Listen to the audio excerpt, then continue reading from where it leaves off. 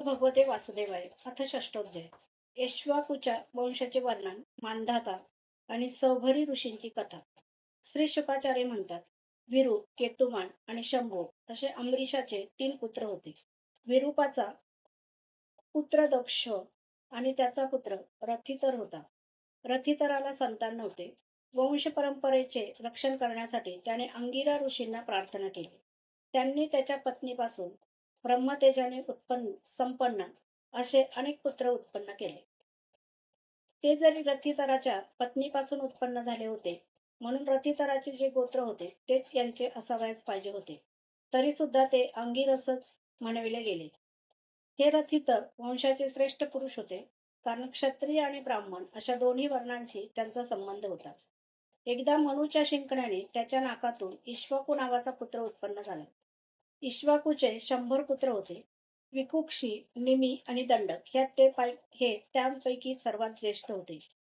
त्यांच्याहून धाकटे 25 पुत्र आर्यावर्ताच्या पूर्व भागाचे आणि 25 पश्चिम भागाचे, तसेच वरील 3 जण मध्य भागाचे अधिपती झाले. उरलेले 47 दक्षिण इत्यादी अन्य प्रांतांचे अधिपती झाले.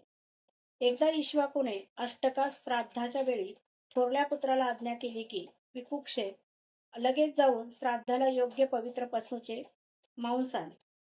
ठीक आहे असे म्हणून वीर विकुक्षी वनात गेला. तेथे त्याने श्राद्धासाठी योग्य अशा पुष्कळ पशूंची शिकार केली. तो थकला होता आणि त्याला भूकही लागली होती, म्हणून श्राद्धासाठी मारलेला पशु आपण खाऊ नये हे विसरून त्याने एक ससा खाल्ला. विकुक्षीने उरलेले मांस आणून आपल्या पित्याला दिले. इक्ष्वाकूने त्यावर प्रोक्षण करायला आपल्या गुरूंना सांगितले. तेव्हा गुरुजींनी सांगितले की हे मांस दूषित आणि श्राद्धासाठी अयोग्य आहे. गुरुजींच्या सांगण्यावरून इक्ष्वाकूला आपल्या पुत्राने केलेल्या कृत्याचा उलगडा झाला. शास्त्रीय विधीचे उल्लंघन करणाऱ्या आपल्या पुत्राला रागाने त्याने आपल्या देशातून बाहेर घालविले. त्यानंतर इक्ष्वाकूने आपले गुरुदेव वशिष्ठ यांच्याबरोबर ज्ञानविषयक चर्चा केली आणि योगाने शरीराचा त्याग करून परमपद प्राप्त करून घेतले. पित्याच्या देहांत झाल्यानंतर विकुक्षी आपल्या राजधानीत परत आला आणि तो या पृथ्वीचे राज्य करू लागला. त्याने मोठमोठ्या यज्ञांनी भगवंतांची आराधना केली आणि जगात तो शशाद नावाने प्रसिद्ध झाला. विकुक्षीच्या पुत्राचे नाव कुरंजय होते. त्याला कोणी इंद्रवाह तर कोणी ककुत्स्थ म्हणतात. ज्या कर्मामुळे त्याला ही नावे पडली ते आहेत. सत्ययुगाच्या शेवटी देवांचे दानवांशी घनघोर युद्ध झाले. त्यामध्ये देवांचा दैत्यांकडून पराभव झाला.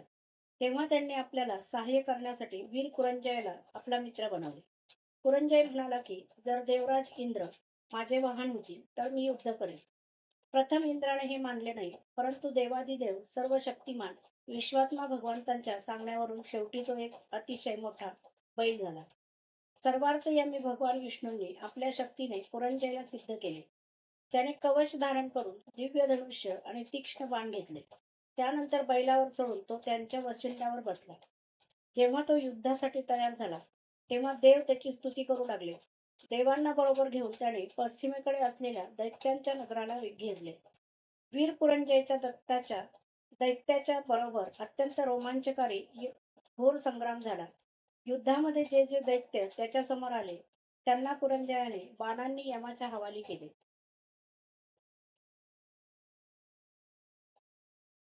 त्या प्रलयकालीन धगधगच्या आगीप्रमाणे होणाऱ्या बाणांच्या वर्षावाने छिन्न भिन्न झालेले दैत्य रणभूमी सोडून आपापल्या स्थानी पळून गेले. कुरंजयाने त्यांचे नगर, धन आणि ऐश्वर्य सर्व काही जिंकून इंद्राला दिले. म्हणून त्या राजश्रीला पूर जिंकल्या कारणाने कुरंजय, इंद्राला वाहन बनवल्या कारणाने इंद्रवाहन आणि बैलाच्या कुकुदावर वशिंडावर बसल्या कारणाने ककुस्थ म्हटले जाते. कुरंजयाचा पुत्र अनेना होता. त्याचा पुत्र पृथू झाला. पृथूची विश्वरंधी, त्याचा चंद्र आणि चंद्राचा युवनाश्व. युवनाश्वाचा पुत्र झाला शाबस्त. त्याने शाबस्तापुरी बसवली. शाबस्ताचा पुत्र बृहदश्व आणि त्याचा पुत्र कुवलाक्ष झाला.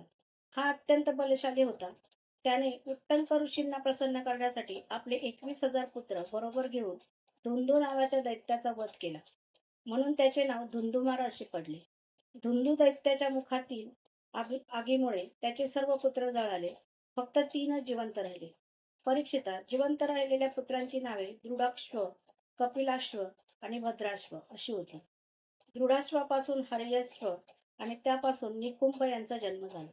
निकुंभांचा बहरनाश्व आणि त्याचा कृष्वाश्व, कृष्वाश्वाचा सेनजित आणि सेनजिताचा युवनाक्ष नावाचा पुत्र झाला. युवनाश्वाला संतान नव्हते, म्हणून तो दुःखी होऊन आपल्या 100 पत्न्यांसह वनामध्ये निघून गेला. तेथे दयाळू ऋषींनी युवनाक्षाकडून एकाग्रतेने इंद्रदेवतेचा यज्ञ करविला. रात्रीच्या वेळी युवनाक्षाला तहान लागली. तो यज्ञशाळेत गेला, परंतु ऋषी झोपलेले आहेत असे पाहून अभिमंत्रित केलेले पाणीच तो प्याला. परीक्षिता, जेव्हा ऋषी उठले तेव्हा कलशात पाणी नाही असे पाहून त्यांनी विचारले की हे कोणाचे काम आहे? पुत्र उत्पन्न करणारे पाणी कोण प्याले? भगवंतांच्या प्रेरणेने राजा युवनाक्षच ते पाणी प्याला. असे जेव्हा त्यांना कळले तेव्हा भगवंतांना नमस्कार करून त्यांनी म्हटले, धन्य धन्य आहे. दैवाचे सामर्थ्यच खरे सामर्थ्य होय. यानंतर प्रसव समय आल्यावर युवनाक्षाचे उजवीकडील पोट फाटून त्यातून एक चक्रवर्ती पुत्र उत्पन्न झाला. त्याला रडताना पाहून ऋषी म्हणाले, हे बालक दुधासाठी फार रडत आहे, तर मग आता हे कुणाचे दूध पिणार? तेव्हा इंद्र म्हणाला, मानधाता, माझे पिणार. पुत्रा, तू रडू नकोस असे म्हणून इंद्राने आपली तर्जनी त्याच्या तोंडात घातली, कारण तो इंद्र यागातून जन्मला होता. ब्राह्मण आणि देवांच्या प्रसादाने त्या मुलाचा पिता युवनाक्ष याला सुद्धा मृत्यू आला नाही. तो तेथेच तपश्चर्या करून मुक्त झाला. इंद्राने त्याचे नाव त्रसदस्यू असे ठेवले, कारण रावण इत्यादी दस्यू लुटमार करणारे त्याला भीत असत. युवनाश्वाचा पुत्र मानधाता त्रसदस्यू चक्रवर्ती राजा झाला. भगवंतांकडून मिळालेल्या तेजामुळे त्याने एकट्याने 7 द्वीपे असलेल्या पृथ्वीचे पालन केले. तो जरी आत्मज्ञानी होता, तरी सुद्धा त्याने मोठमोठ्या दक्षिणायुक्त यज्ञांनी स्वयंप्रकाश, सर्व देवस्वरूप, सर्वात्मा तसेच इंद्रियातीत अशा यज्ञस्वरूप प्रभूंची आराधना केली. यज्ञाची सामग्री, मंत्र, विधिविधान, यज्ञ, यजमान, ऋत्विज, धर्म, देश आणि काल हे सर्व तर भगवंतांचे स्वरूप आहे. जेथून सूर्याचा उदय होतो आणि जेथे त्याचा अस्त होतो, तो सगळा भूभाग युवनक्षाचा पुत्र मांधाता याचाच होता. मांधात्याची पत्नी शशबिंदूची कन्या बिंदुमती ही होती. तिच्यापासून पुष्ठ, अंबरीश आणि योगी मुचुकंद असे 3 पुत्र झाले. त्यांना 50 बहिणी होत्या. त्या 50 जणींनी एकट्या सौभरी ऋषींना पती म्हणून वरले. परम तेजस्वी सैभरी यज्ञ यमुनेच्या पाण्यात बुडी मारून तपश्चर्या करत होते.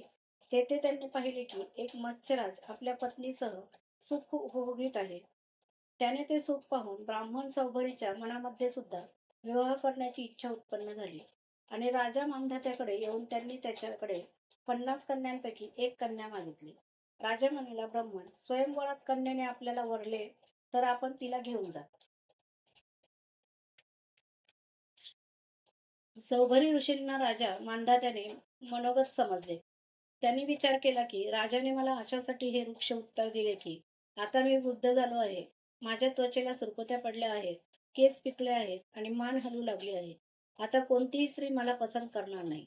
ठीक आहे, मी आता स्वतःला असं सुंदर बनवेन की राजकन्याच काय पण देवांगना सुद्धा माझ्यासाठी इच्छुक असतील. असा विचार करून समर्थ सौभरीने तसेच केले. अंतपुरातील रखवालदाराने कन्यांच्या सजविलेल्या महालात सौभरी मुनींना नेऊन सोडले. तेव्हा त्या 50ही राजकन्यांनी एका सौभरीलाच आपला पती म्हणून वरले.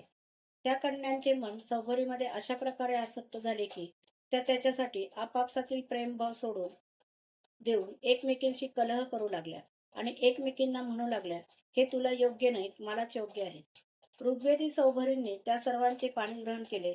ते आपल्या अपरंपार तपश्चर्याच्या प्रभावाने बहुमूल्य सामग्रींनी सुसज्ज अनेक उपवने आणि निर्मल जलांनी भरलेल्या सरोवरांनी युक्त तसेच सुगंधी फुलांच्या बगीचांनी घेरलेल्या महालांमध्ये बहुमूल्य शय्या, आसने, वस्त्रे, अलंकार, स्नान, सुगंधी उटणी, स्वादिष्ट भोजन आणि पुष्पमालांच्या योगाने आपल्या पत्नींसह विहार करू लागले.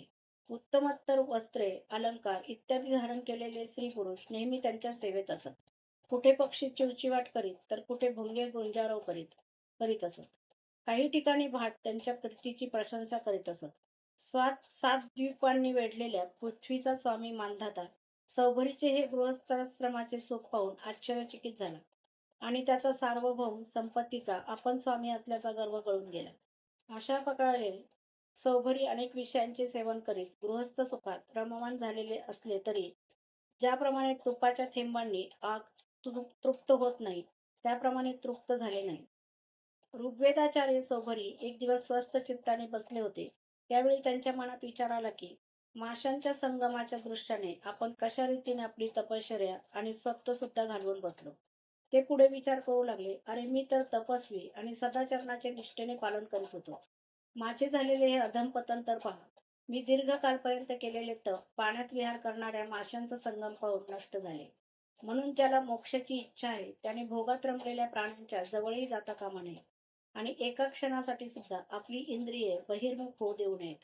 एकट्यानेच राहावे आणि एकांतात आपले चित्त सर्व शक्तिमान भगवंतामध्ये लावावे. संगतीच जर करायची असेल तर भगवंतांच्या अन्यान्य प्रेमी निष्ठावान महात्म्यांशीच करावे. मी अगोदर एकांतात एकटाच तपश्चर्येमध्ये मग्न होतो. नंतर पाण्यातील माशांचा संग झाल्याने विवाह करून 50 झालो आणि पुन्हा संतानांच्या रूपाने 5,000 झालो. विषयांमध्ये सत्यबुद्धी ठेवल्याने मायेच्या गुणांनी माझी बुद्धी भ्रष्ट केली. आता तर लोक आणि परलोक या संबंधी माझे मन इतक्या विविध लालसांनी भरले आहे की त्यांना अंतच नाही. अशा प्रकारे विचार करून काही दिवस ते घरीच राहिले. नंतर विरक्त होऊन त्यांनी संन्यास घेतला आणि ते वनात निघून गेले. आपल्या पतीला सर्वस्व मानणाऱ्या त्यांच्या पत्न्या सुद्धा त्यांच्याबरोबर वनात गेल्या.